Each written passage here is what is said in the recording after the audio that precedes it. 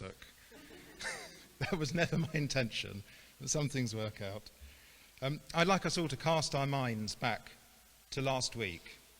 Last Sunday, the sun was shining, the birds were twittering through the windows, Dan was leading our service, and as if that wasn't enough, to top it all off, the chaplain was away.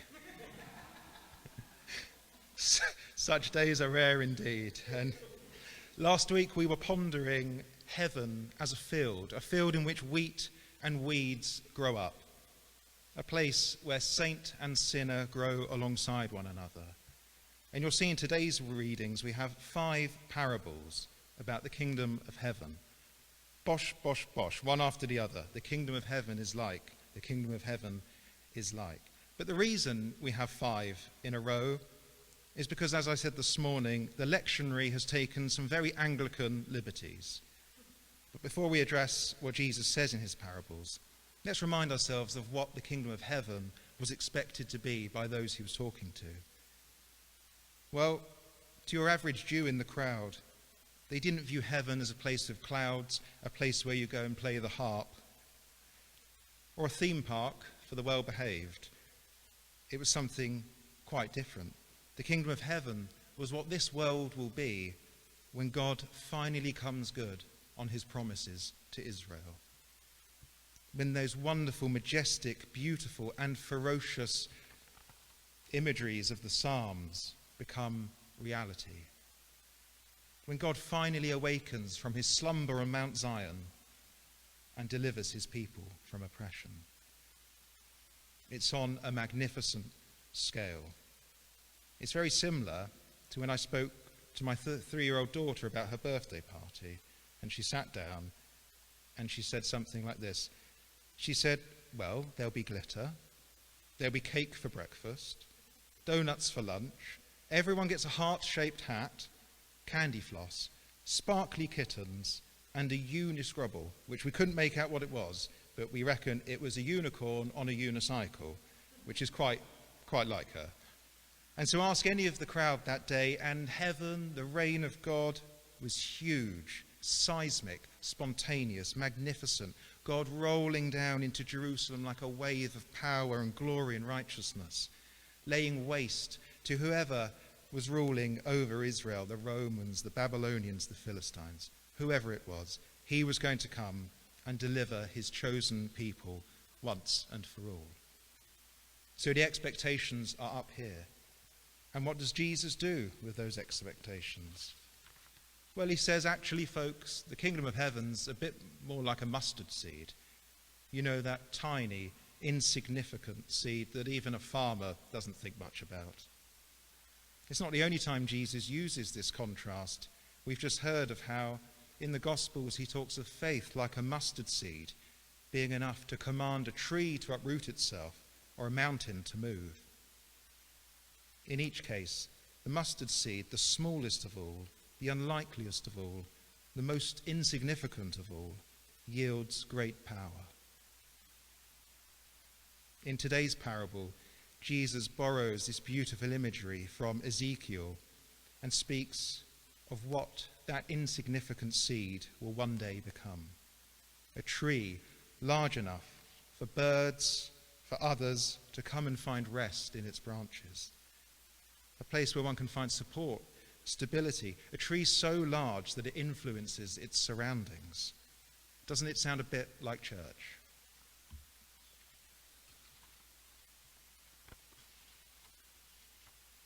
And I think here in this parable, in these 2 parables, I think here we see how Jesus, and only Jesus, is the ambassador of this kingdom.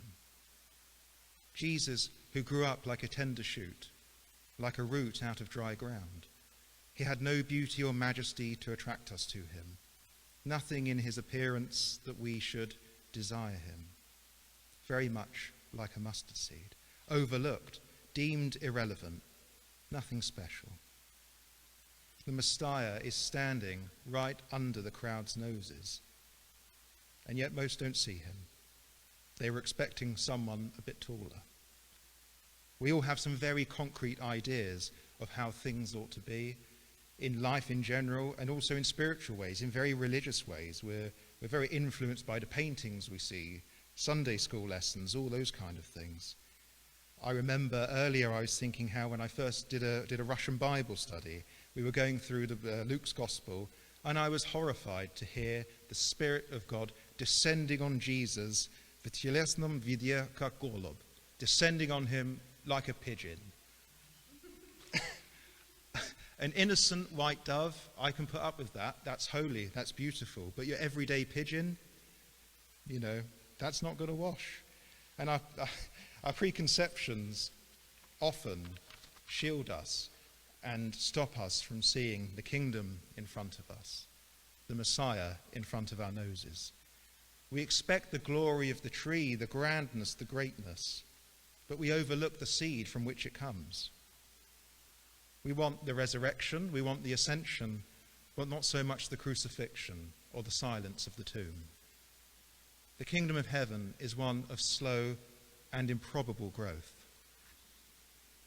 A few days ago, Nina and I watched one of these time-lapse videos of a peony, a flower, growing, because we're sad like that and getting on in years.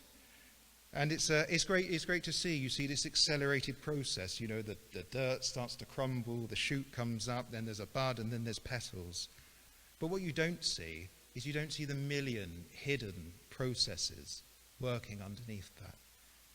What is influencing that external change? Our lives are not time-lapsed. We maybe wish they were sometimes, because doesn't it seem that every day we wake up with the same groans, the same aches, and the same longings? But God is working and weaving his promises in those unseen places, in ourselves and the world around us. The kingdom of heaven is a kingdom of great potency. And how much more is that shown than in the parable of the yeast? Jesus takes yeast, which is traditionally spoken of in negative ways. We have the yeast of the Pharisees, hypocrisy. We have the leaven of malice that St. Paul talks about. And yet Jesus twists all that and he likens it to the kingdom of heaven. A little yeast leavens the whole lump, works through all the dough. Yeast is small, completely irrelevant, but it is relentless. There is a relentlessness to the yeast, a relentlessness that presses onwards invisibly and gradually assimilates and permeates the whole lump, the whole loaf, the whole nature, our lump. It transforms and it enhances. So in these pair of parables, we see, first of all, the extensive growth from something small of the mustard seed and the intensive growth of the dough and the yeast. Now, in our next pair of parables, the pearl and the treasure show heaven as a joyful discovery in everyday life, freely given and yet worth everything. But take a look at the verse numbers. Something's going on. We've skipped a lot, and it's quite scandalous.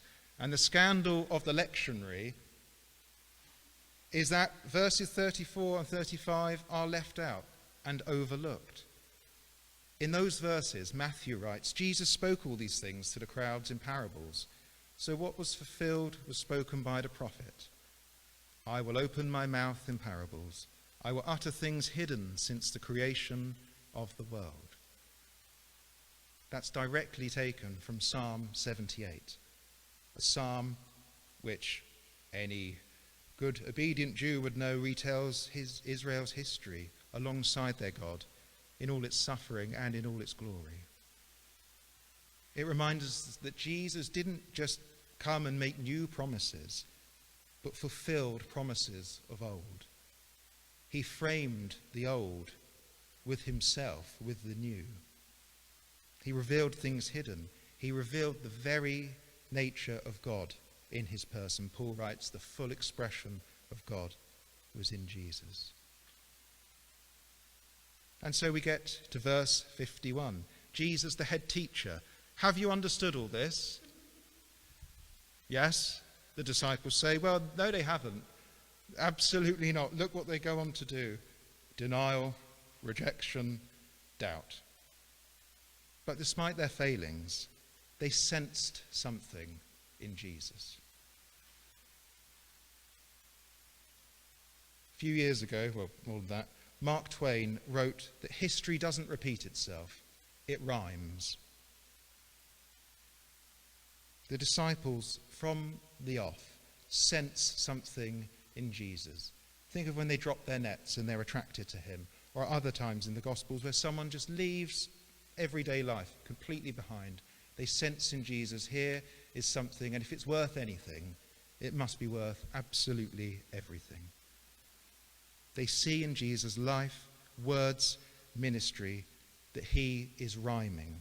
He's rhyming with the prophets, with the Psalms, with those great promises of old.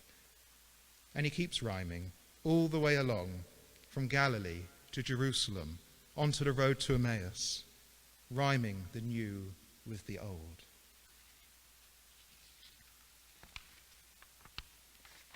And Jesus asks us to do the same. We see that wonderful word there, the word scribes. He's training us to be scribes of the kingdom of heaven, to be disciples who take out of our treasure things new and things old. And we're to bring them together, to bring old and new together, to let one frame the other and to let one illuminate the other. When we read the Bible, we see quite clearly that the world has always been a confused mess. That's unlikely to change. But in these parables, Jesus is training us to discern the ways of God, the hand of God in everyday life, among the weeds, among the tragedies, among the nonsense.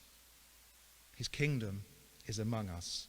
The confusion doesn't mean that it's not there.